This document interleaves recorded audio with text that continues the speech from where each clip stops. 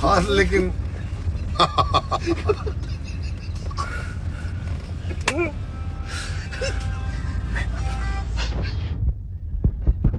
देखा कम तनी बोला लो गड़िया में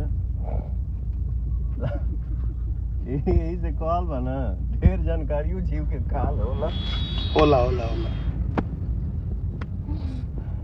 हम बहुत खुश बनी कि हम ज्यादा पढ़ल लिखल ना है, ठीक ना, जितना बुझाला उतने काम करी ना।